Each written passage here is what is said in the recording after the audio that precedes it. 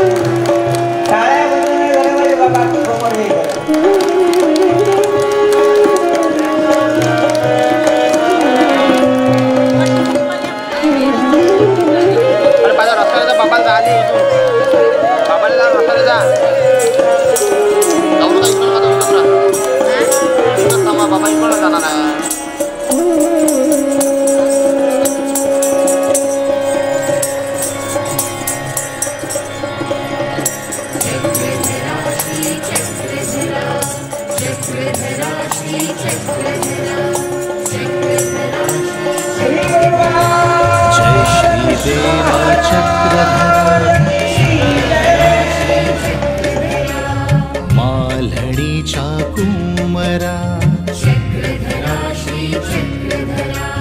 मंगलदायक ईश्वरा आनंदाच्या सागरा अनामया अगोचरा सिद्धांताचा गर्भ तू भवमुक्तीचे वर्म तू प्रकाशाची आभा तू देवत्वाची प्रभा तू कैवल्याचा दाता तू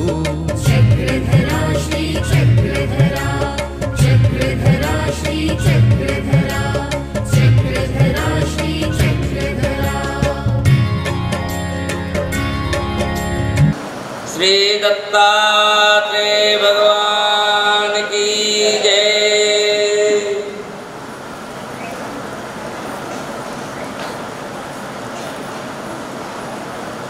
कार्यक्रमाचे आयोजक आदरणीय श्रद्धेय वडनेर भुजंग निवासी परमपूजनीय कार्यकुशल असे इंगोलीकर बाबाजी, या ठिकाणी आपल्या या कार्यक्रमाला प्रत्यक्ष समोर जरी नसले तरी पण आदरणीय श्रद्धेय परमपूजनीय पातुरकर बाबाजी,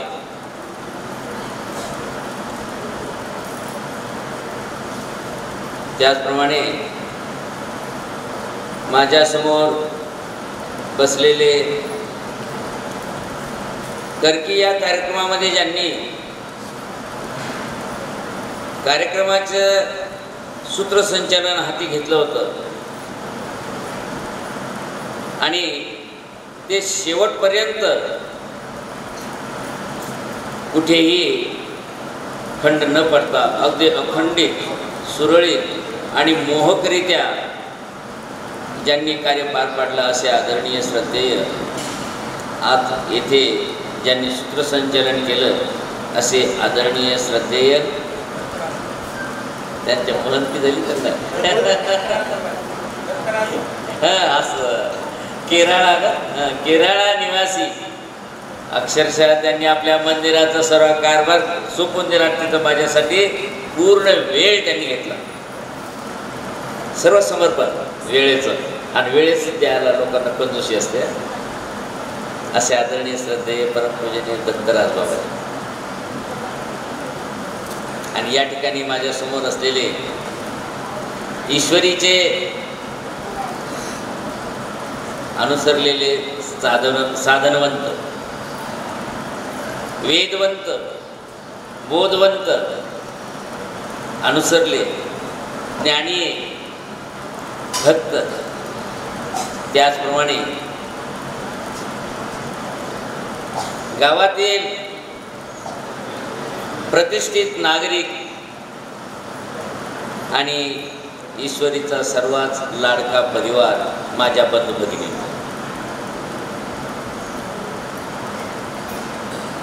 आज आपण ज्या अवताराची ज्ञान विचारणा करीत आहोत, 2 सत्र आहे, ज्ञान विचारणा आणि पुढे आचार वर्गीकरण आहे. तसं पाहिलं तर श्री दत्तात्रय प्रभूंचे अस्तिपरी उपलब्ध नाही, परंतु त्यांच्या विचारातून होणारी आचार प्रणाली जी व्यक्त होणार आहे ती आपण दुपारच्या सत्रात पाहणार आहोत. या सत्रामध्ये आचारातून व्यक्त होणारी विचार प्रणाली, कारण श्री दत्तात्रय प्रभूंचा असा गुप्त आहे, त्यांची विचार प्रणाली आचारातून दिसते, तर विचार प्रणाली आचारातून दिसते, तर आचार प्रणाली विचारातून दिसते, आणि विचारातून आचार प्रणाली, आचारातून विचार प्रणाली. कारण प्रत्यक्ष स्वतंत्ररित्या त्यांची अस्तिपरी उपलब्ध नाही होती असं म्हणतात, पण प्रत्यक्षात नाही, पण त्यांचे कार्य मात्र दिसतात. विशेषतः आमच्या स्वामींनी या मार्गाला ते आदि कारण म्हणून सांगितलेले आहे. आणि यावरून तुमच्या लक्षात येत असेल की त्यांना काय संकेत करायचा आहे. आता केवळ विचार जर पाहायचे असतील आपल्याला, तर त्यांच्या लीळा, त्यांनी दिलेल्या भेटी, त्यांनी केलेलं निरूपण यदुराजाला, म्हणजे अनेक विषयाचे धागे दोरे त्यांच्या कृतीला धरून ते धागे दोरे गोवलेले आहेत. प्रथमतः त्यांच्याकडे जर आपण विचार करून पाहिलं एखाद्या तत्वाच्या दृष्टिकोनातून, त्यांची वेशभूषा, जन्म, कार्य, तर जन्म आपल्या सगळ्यांना माहिती आहे, त्रेतयुगामध्ये झालेला आहे.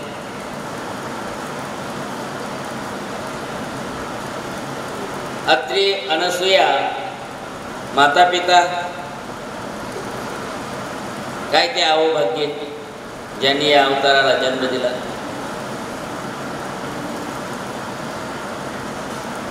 अनसूया माता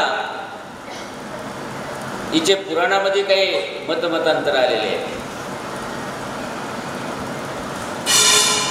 परंतु त्यांच्या वैयक्तिक विचार प्रणालीमध्ये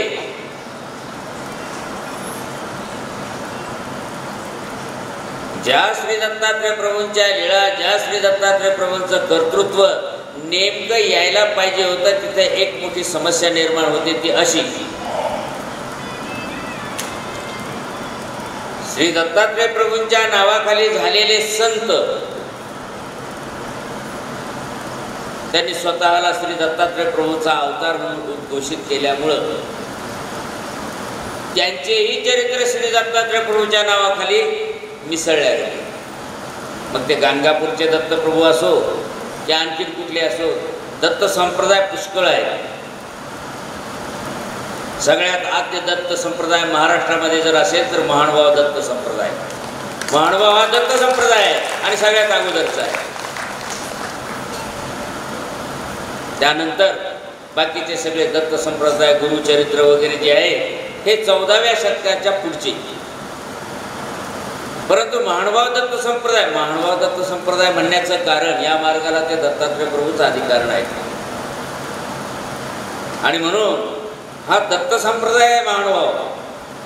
आणि याच्यात सगळ्यात आद्य ग्रंथ तो सह्याद्री वर्णन हा 1291 म्हणजे रवळव्यासाने लिहिलेला आहे. आणि म्हणून जेही काही श्री दत्तात्रय प्रभूंचे ग्रंथ तुम्हाला पाहायला भेटतील, संप्रदाय पाहायला भेटतील, त्यांच्या विचार प्रणालीमध्ये नंतर झालेल्या संतांनी स्वतःला श्री दत्तात्रय प्रभूचा अवतार उद्घोषित केल्यामुळे त्यांचेही चरित्र, त्यांचेही विचार त्यामध्ये गोवल्या गेले. पण जर तुम्हाला खरोखर श्री दत्तात्रय प्रभूंचे विचार हवे असतील, त्यांचं तत्वज्ञान जर हवं असेल, तर आपल्याला ते सह्याद्री वर्णनामध्ये पाहायला मिळेल किंवा उद्धव गीतेमध्ये.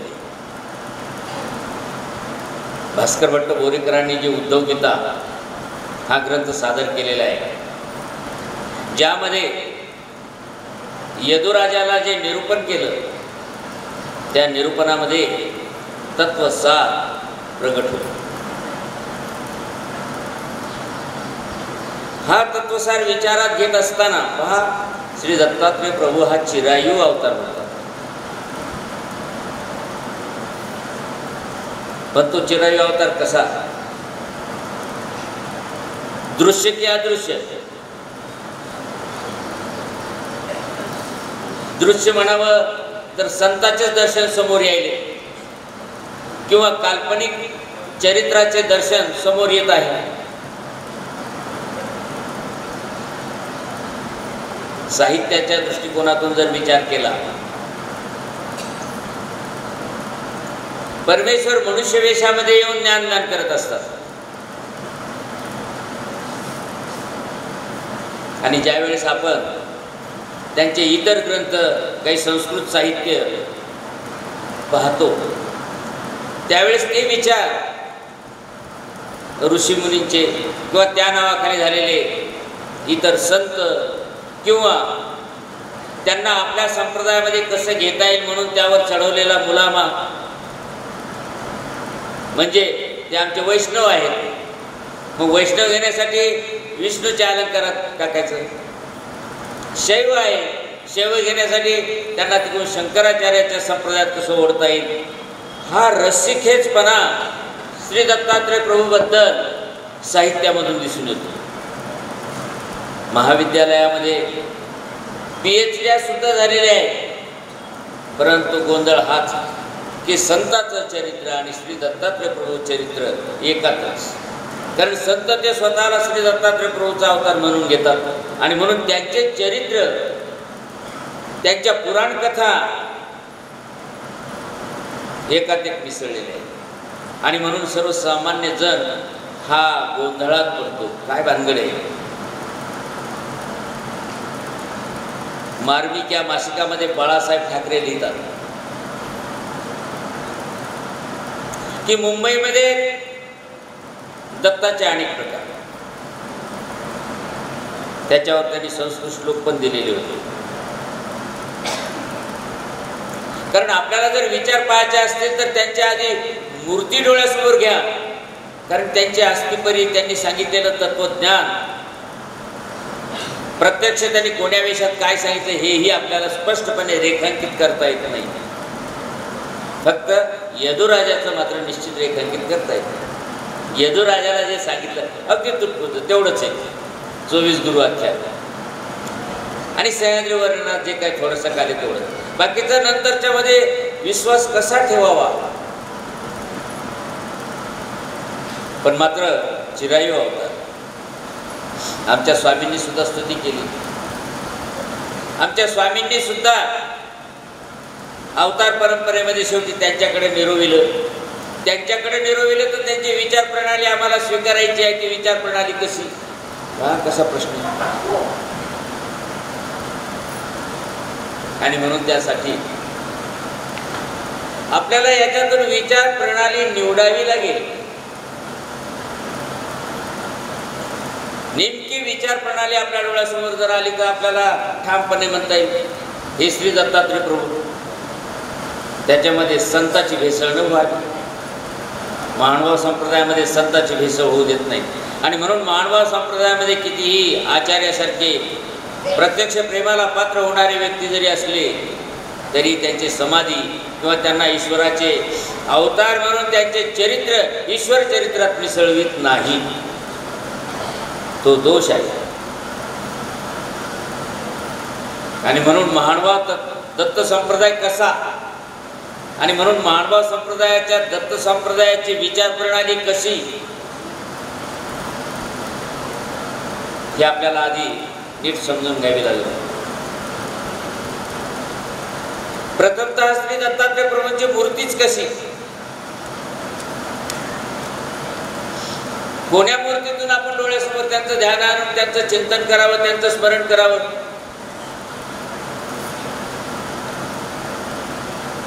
आमच्या तत्वप्रणालीमध्ये असं म्हटलेलं आहे, तिन्ही काळ पाचीला आठवावं आणि सदा सर्वदा पाचवा तो निरंतर आठवावा. ठीक आहे, बाकीच्या अवतारात स्वतंत्ररित्या काही उपलब्धी आहे, परंतु श्री दत्तात्रय प्रभूंची उपलब्धी श्रीमूर्तच कशी आठवावी. श्रीमूर्त आठवता आली तर त्यांच्या विचाराची दिशा आपल्याला स्वीकारता येईल. मनुष्य वेश का व्याघ्र वेश का मातंग वेश का ऋषी वेश का दिगंबर वेश, काय काय कोणती मूर्त आठवावी आणि कोणत्या मूर्तीतले विचार आपण स्वीकारावे.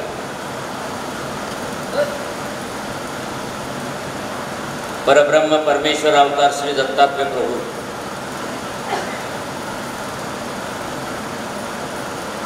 यांचा पहिला प्रसंग येतो माहीम भट्टाच्या वेळेस.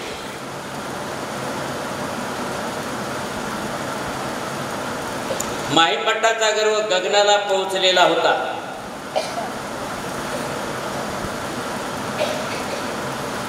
सगळ्या जगाला ते तुच्छ लेखत होते. माझ्यासारखा ज्ञान सूर्य या भूतलावर मीच आहे,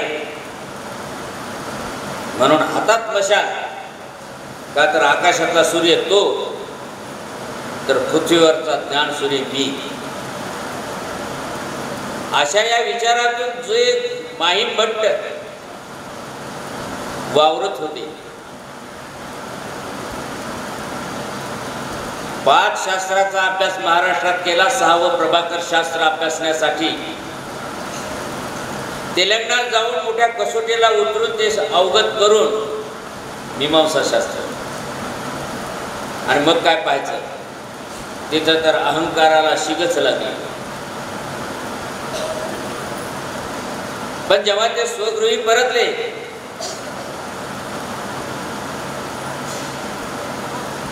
स्वगृही परतण्याच्या आधी त्यांना ईश्वर अवताराबद्दल बऱ्याचशा कल्पना होत्या. पण अद्वैतवादाने ग्रासलेले मीच काय तो आहे, सर्व काय सर्वम खलु इदं ब्रह्म, या विचारामध्ये डुबलेले ते, त्यांना स्वतःशिवाय दुसरं काहीच दिसत नव्हतं. प्रत्यक्ष श्री दत्तात्रय प्रभू एवढा अवतार असताना सुद्धा स्वतःच्या मशालीमध्येच ते वागत होते.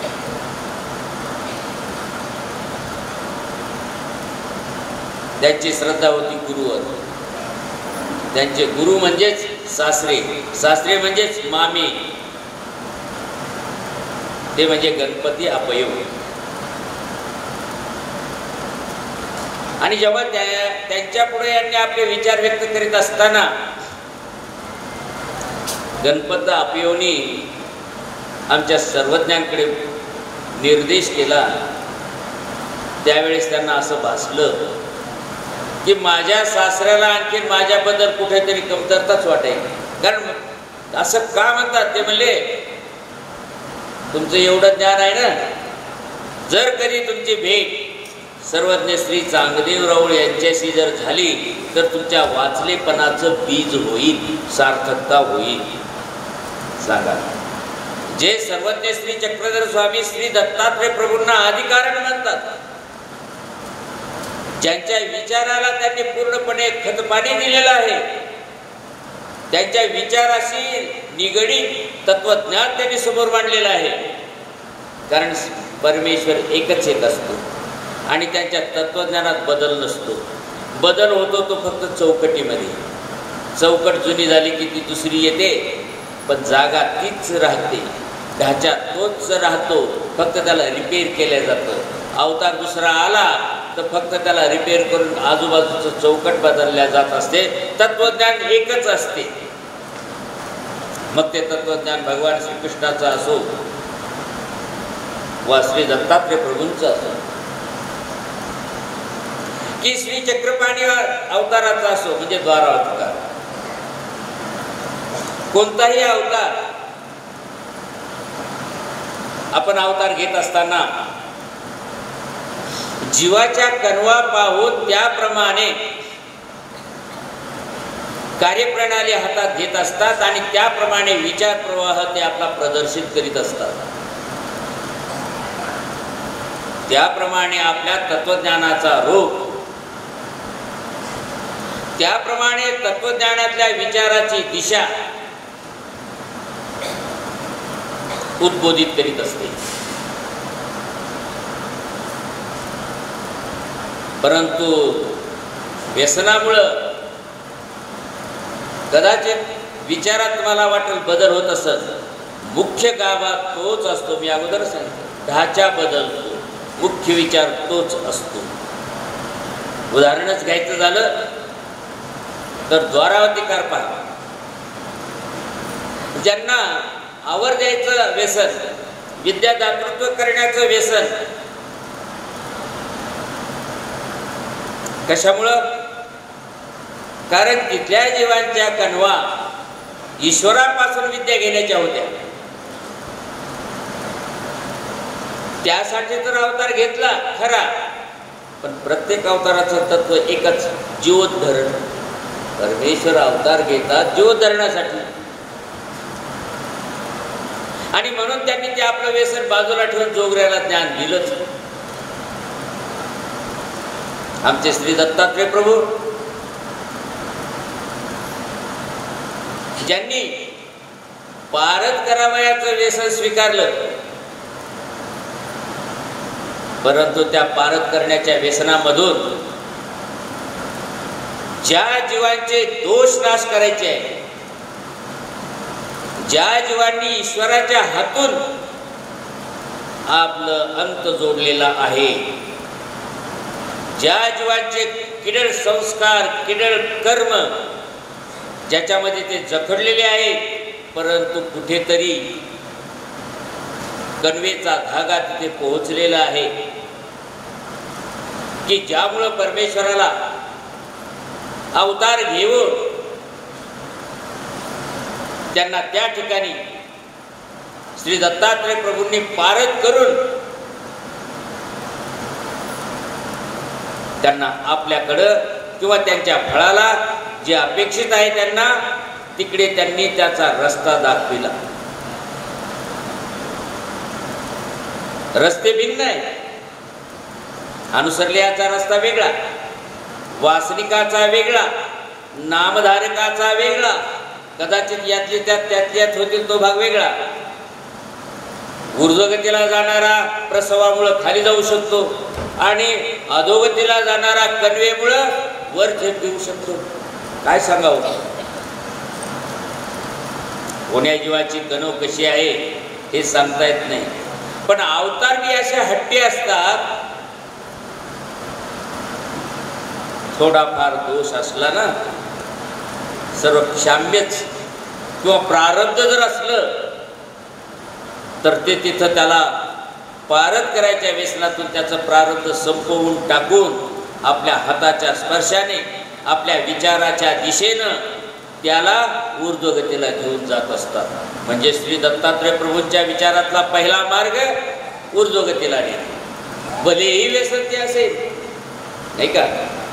श्रीकृष्ण चक्रवर्तीने बुक्क्यानं मारलं, आमच्या दत्तात्रय प्रभूंनी शस्त्रानं मारलं, किंवा आणखी कोण्या अवतारानं कशानं जरी काही केलं तरी परमेश्वर अवतार जीवोद्धरण म्हणजे त्याच्या दोषातून उद्धरण, त्याच्या अविद्येपासून उद्धरण, त्याच्या कर्मापासून उद्धरण, वेगवेगळ्या प्रकारच्या उद्धरणाचा मार्ग ते स्वीकारत असतात. पण आमचे स्वामी म्हणतात नाही, श्री दत्तात्रय प्रभू चिरायू अवतार, अखंड अवतार, इतर अवतार आपल्या मनुष्य वेशाला मान देऊन अवतार कार्य संपवतात, परंतु तसे दत्तात्रय प्रभू नाही. आणि म्हणून माहिमभट्ट ज्यांना प्रतितीच येत नव्हती, ते माहिमभट्ट जेव्हा गणपतापे म्हणतात तुमचं त्यांच्याशी भेटल्यानंतर चीज होईल, वास्तवता होईल, तुमच्या वाचलेपणाला रूप येईल. एवढा अहंकाराचा पुतळा, त्याच्या अहंकाराला कुठेतरी छेद लागला.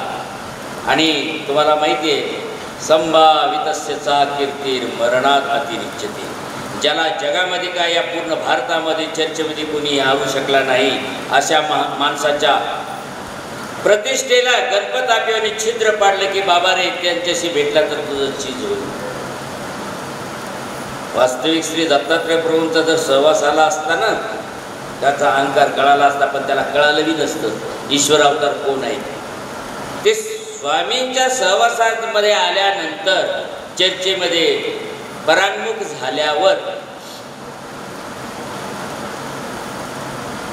ईश्वरत्व त्याने सिद्ध केलं की नाही, मला हे ईश्वर मानायला तयार नाही. मी एवढा ज्ञानाचा पुतळा आहे, सगळं आहे खरं, परंतु यांनी मला बोलताना पूर्णपणे पराजित केलं. म्हणजे माझ्यापेक्षा यांचं जे ज्ञान आहे, या ज्ञानाची जी धार आहे, विचाराची जी धार आहे, ती धार माझ्या कुठेतरी आरपार निघून जात आहे. आणि आता इथे आपण हतबल होत आहोत. जीव जात अशी असते. आपला अहंकार जर कधी आड येत असला ना, पळवाट काढत असतो, निष्ठायला पाहत असतो. अहो तो काय, त्याला तुम्ही एरवी पराजित केला असतं, पण काय करू, असं झालं की आमच्यामुळं काहीतरी झालं, पाल चुकली आणि म्हणूनच मी वापस आलो, नाहीतर मी काय त्याला हरवलं नसतं का. अशी जीवाचा स्वभाव असतो. माहीम भट्टाला सुद्धा तेच झालं. मराठीत हे मला ऐकत नाहीत बोलायला, संस्कृत बोलून पाहू. संस्कृत उघाडी की तिथेही काही चाललं नाही. मग मात्र हार पत्करली आणि ईश्वरत्व मानायला तयार झाले. ईश्वरत्व मानलं खरं, पण कोणता ईश्वर? ईश्वर तर आजकाल अनंत अवतार, माणसाच्या अवताराला ईश्वर अवतार म्हणतात. आता मात्र ते संभ्रमात पडले. वास्तविक श्री दत्तात्रय प्रभू चिरायू अवतार होते. सर्वज्ञांनी एकदम मोठा घास त्याच्या तोंडात दिला नाही. जगमान्य अवतार, जगमान्य तत्वज्ञान ज्यांनी प्रतिपादन केलं, ज्यांचं तत्वज्ञान व्यासांनी आपल्या काव्यमय शैलीमध्ये गोवलेलं आहे, अशा या श्रीमद भगवद्गीतेला ते जाणत होते माहीम भट्ट. कारण श्री दत्तात्रय प्रभूंची विचार प्रणाली सांगावी तर तिथे समोर काय, म्हणून त्यांनी उपलब्ध असलेलं श्रीमद भगवद्गीता हा ग्रंथ त्याला माहिती आहे आणि त्या ग्रंथाचं तत्वज्ञानही त्याला माहिती होतं, म्हणून त्यांचं नाव घेतलं. आणि यांचं जर तू दास्य केलंस तर निश्चित अत्यंत संस्कृती छेद होईल, असं प्रतिपादन केलं. अत्यंत संस्कृती छेद माझ्या अभ्यासाच्या अध्ययनातून कुठेही त्याला तो मार्ग मिळाला नव्हता. हे सर्वज्ञांनी त्याला उकलून दाखवलं होतं की तू एवढा जरी शिकला असलास ना, तुझ्या जीवनाचं आत्मकल्याण करणारा मार्ग तुला सापडलाच नाही. कारण ईश्वरीय तत्वज्ञानाशिवाय मार्गच नाही कुठेच.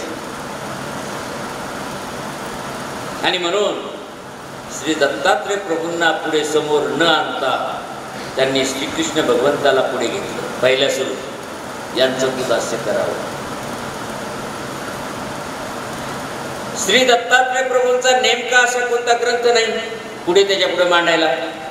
त्यांच्या आचारातून विचार, विचारातून आचार दाखवावा लागतो.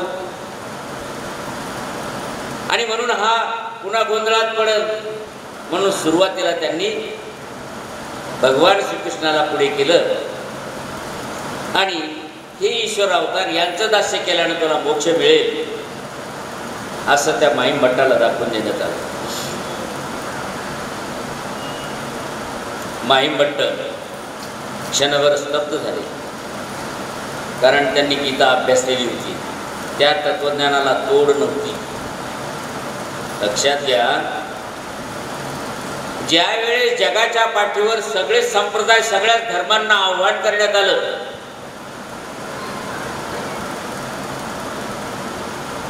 तुमचा धर्म, तुमचा संप्रदाय कोणत्या तत्वावर आधारित आहे, तर त्यांनी समोर येऊन चर्चे आपला विषय त्यांनी मांडावा.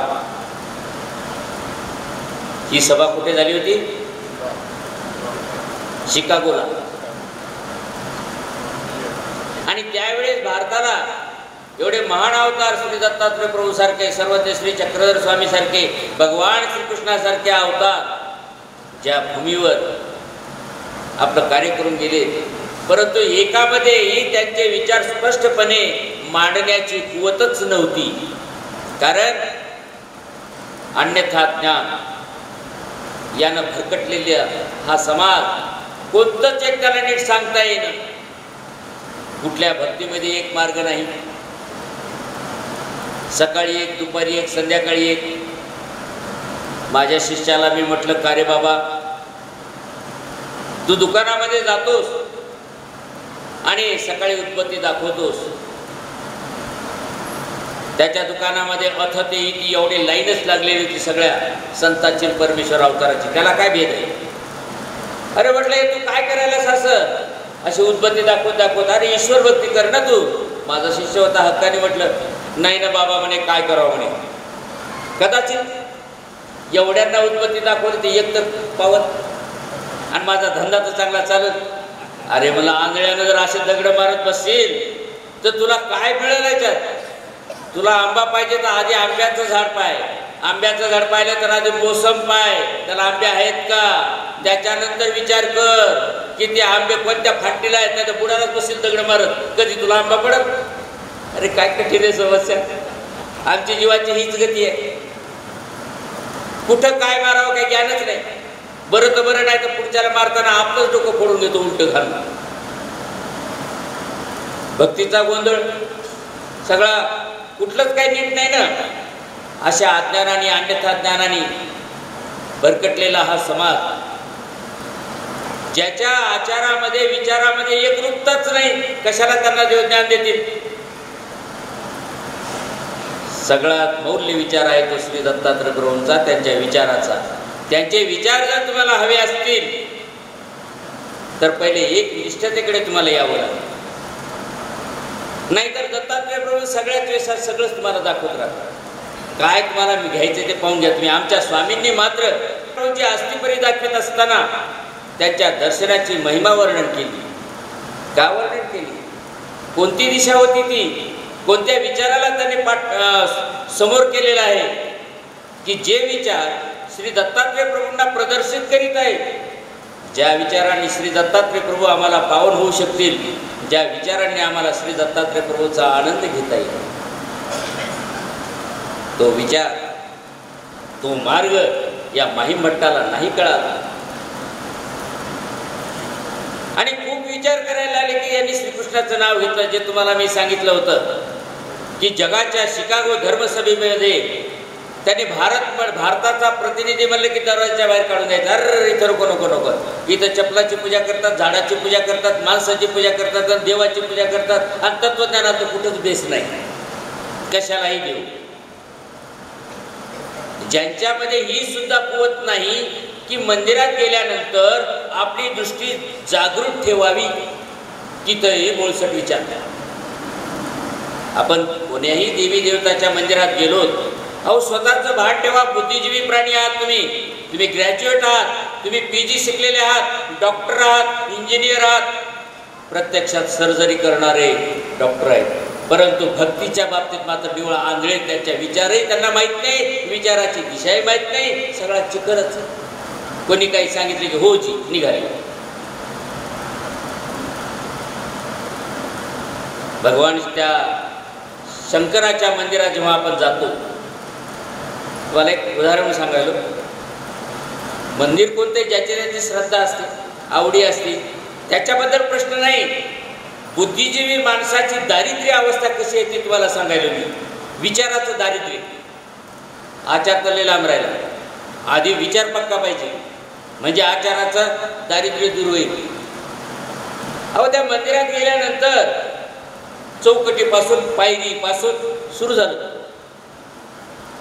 पॅन्ट असली तर नुसतं असं मग आवाज घेतल्यावर, कारण पॅन्ट वागता येत नाही.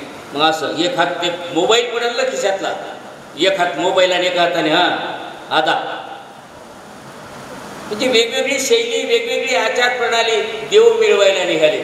ड्युटीवर जायचं, देवाला पावन करायचं आहे. काय पावन करायचं आहे? आज किती शिकार मिळते, कोणाकडून किती पैसे मिळतात. एक 7-12 फाड्याचे असले तर किती लावा ऑफिस, 100 किती पगार गव्हर्नमेंटने त्याच्यासाठी दिलेला आहे. पण तो पगार सोडून एक्स्ट्रा किती मिळते. आणि म्हणून आधी देवाला, अरे बाबा देवाला चाललास, देवाला मागायला सगळं काही खरं आहे, परंतु देवाचे विचार काय ते नको, मला माझं पाहिजे. हो, विचारापासून आम्ही कोसो दूर गेलेलो आहोत.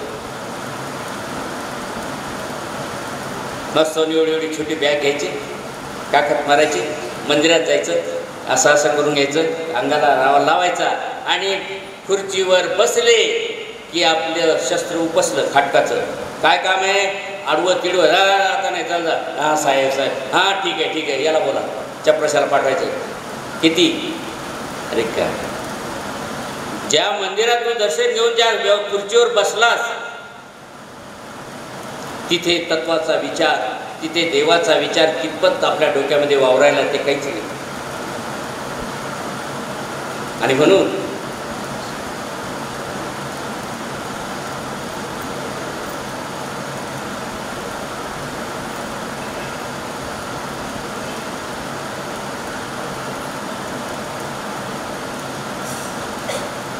श्री दत्तात्रय प्रभूंचा विचार जेव्हा सर्वज्ञ माहीमट्टाला सांगतात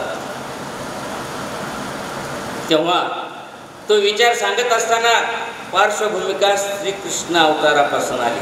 आणि म्हणून मी तुम्हाला सांगितलं, जगाच्या पाठीवर जी सभा भरली होती तिथे जे विद्वान आले होते, दत्त संप्रदायिक असो कोणत्याही संप्रदायाचे असो, तिथे एकालाही आपल्या विशिष्ट प्रकारे विचार मांडण्याची एकालाही संधी मिळत नव्हती. आणि ज्यांना का नव्हती मिळत? कारण यांच्या विचारामध्ये एक दिशा नव्हती. बोलता बोलता एक विषय राहिला की ज्या आम्ही शंकराच्या मंदिरात जातो ना, तिथे आम्हाला गजाननाचं सुद्धा मंदिर दिसते, मूर्ती दिसते. पण कधीतरी कोणाच्या तरी एखाद्या डॉक्टरच्या, इंजिनियरच्या डोक्यात विचार आला का की आम्ही ज्या मंदिरात आलो त्या मंदिरातल्या मूर्तीला शेंद्राचा स्पर्श नाही, आणि त्याच्याच शेजारी गजाननाची मूर्त त्याचाच मुलगा म्हणतात त्याला शेंद्राशिवाय जमत नाही. What is the difference? काय फरक आहे त्याच्यामध्ये? काय त्यांच्या विचारात फरक आहे का आचारात फरक आहे? कशात फरक आहे? एवढं सुद्धा ऑपरेशन त्याला करता येत नाही की तो MS झालेला आहे डॉक्टरचं ऑपरेशन करणारा, पण भक्तीमध्ये कधी त्यांनी हा विचार केला नाही. काय सांगावं अशा बुद्धिजीवी माणसाची कथा? आणि म्हणे बुद्धिजीवी माणूस काय करणारे बुद्धिजीवी असून ज्याला देवाचे विचारच घेता येत नाही, मंदिरात गेला तर डोळे लावून बसतो आणि असं केलं निघाले. काय जन्माला यायचा फायदा काय? विचार करण्याची सर्जनशीलता हवी आहे, ज्याला क्रिएटिव्हिटी म्हणतात. भक्ती जरी असली तर त्याला सुद्धा तुमची सर्जनशीलता हवी. हे का? आणि म्हणून आमच्या इंगोलीकर बाबांनी नेमकं तेच हेरलं की या माणसामध्ये विचाराचा चिखल झालेला आहे. तेव्हा प्रत्येक अवताराचे विचार हे वेगळे काढायला पाहिजे, प्रत्येक अवताराचे आचार हे वेगळे काढायला पाहिजे. आणि समाजाला कसं जागं करता येईल, कसं धर्माला लावता येईल, त्यांची भक्ती कशी सार्थक होईल, असाच उद्देश त्यांचा तर नसावा. आणि म्हणूनच विचार पर आचार पर ही दिशा का त्यांनी पुढे व्यक्त केली.